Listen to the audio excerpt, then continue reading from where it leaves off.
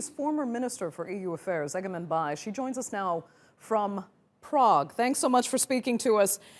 As far as the talks with the EU right now are concerned, tell us what you think Turkey would actually settle for. If, for example, Turkey gets sufficient EU funding, could these thousands of people be brought back to Turkey and accommodated? Well, that many people is not going to scare Turkey, first of all. We've been hosting more than 4 million refugees from all around the world, mainly from Syria, but also some from Afghanistan, some from Iran, some from Pakistan, some from Palestine and other parts of the world for the last 7 years. And Turkey is very accustomed to showing hospitality. But it was the European Union that did not keep their promise, and Turkey reacted naturally. So we have to see what is Turkey's main expectation from EU at this stage is, first of all, visa-free travel for our citizens. We have completed more than 67 of the 72 prerequisites, and they are just creating other reasons not to give Turkish citizens the same reason. And the biggest excuse that they come up with is Turkey's legislation on the fight against terrorism is too strong.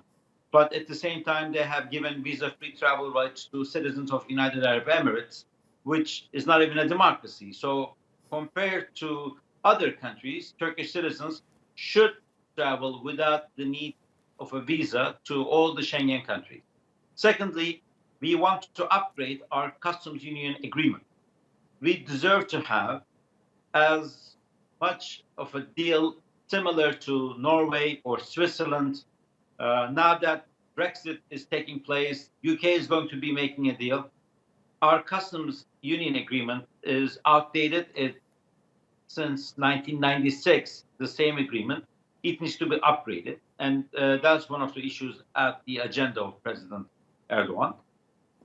Thirdly, sorry, I want to go back because it's interesting that one of the first things you mentioned here is this sticking point over visa-free travel for Turkish citizens to the European Union.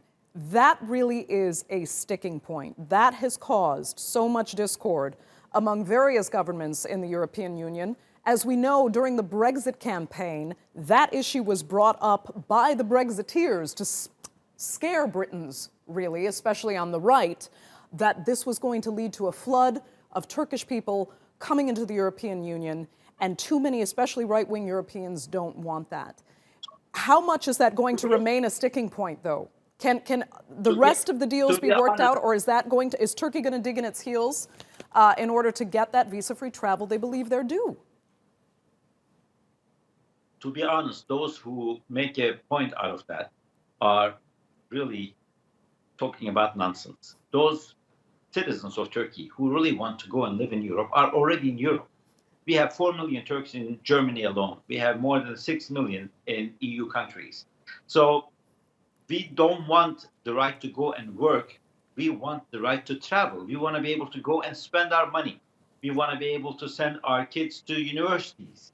We want to contribute to the economies of the member countries of EU. Turkey doesn't really expect to become a full member of EU tomorrow.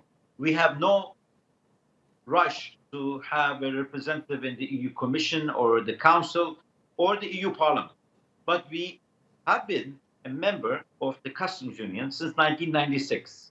Our goods and services can travel freely, but the producers of those goods and services cannot. And that's an oxymoron. That really doesn't make sense.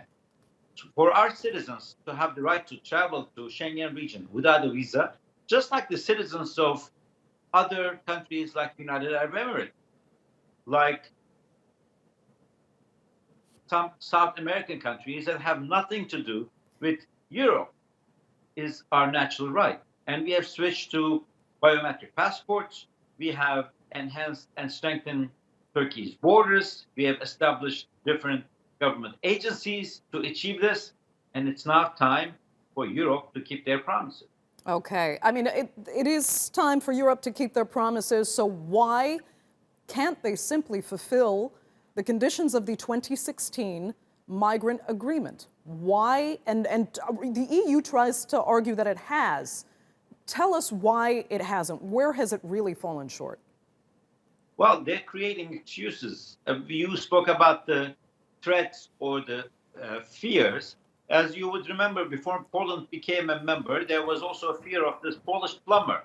But I don't see any Polish plumbers in London or in any of the EU capitals because most of the Polish people chose to stay in Poland, and those who wanted to go had gone already. Quite the contrary, a lot of the Polish immigrants who had been to Germany or Belgium or France chose to come back to their country because they know the living standards are going to be similar to other EU countries, and there was no need to stay. That would be the case if Turkey if Turkey gained for her citizens the right to travel freely. Most of the people who are already in Germany or in Belgium or in France or in other EU member countries might choose to return back home for their mother's cooking. I mean, realistically, there's an oxymoron here. And Europe has been taken hostage by politicians whose just goal is to win the upcoming election. So short-term political gains have hijacked the long-term national interests of the country. Okay. Egemen Bagis, we're going to have to leave it there. Thank you so much for joining us from Prague. We appreciate it.